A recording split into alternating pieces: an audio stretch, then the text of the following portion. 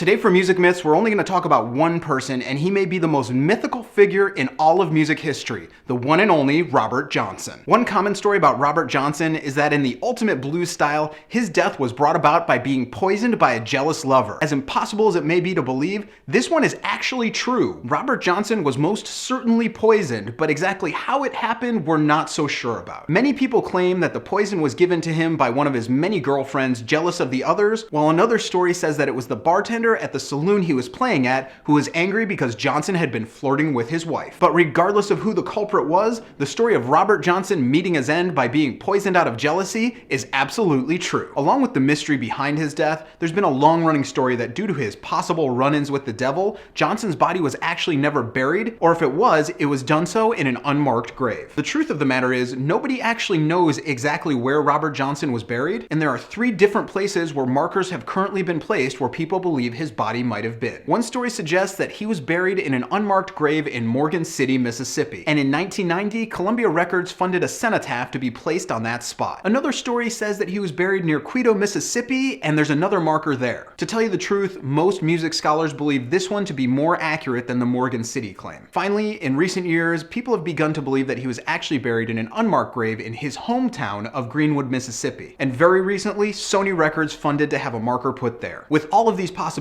out there, one reality remains true, and that's the fact that Johnson lived his life very poor, in poverty, so chances are he was buried in an unmarked grave.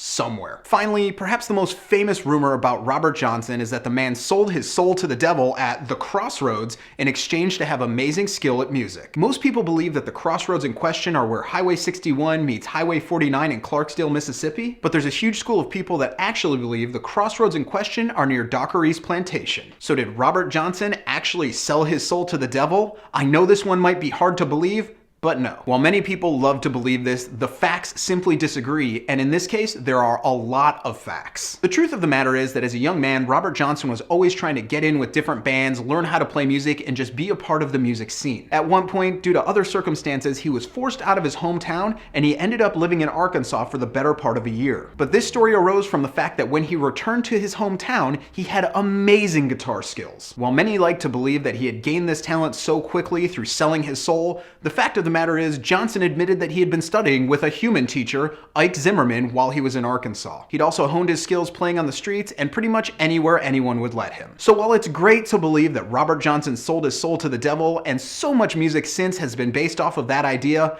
the fact of the matter is, he learned the same way everybody else does. So that's the truth behind a couple of the famous music myths behind the one and only Robert Johnson. Be sure to check back here every single Thursday for more music myths, and be here every single day for all the music news, reviews, and knowledge you'll ever need.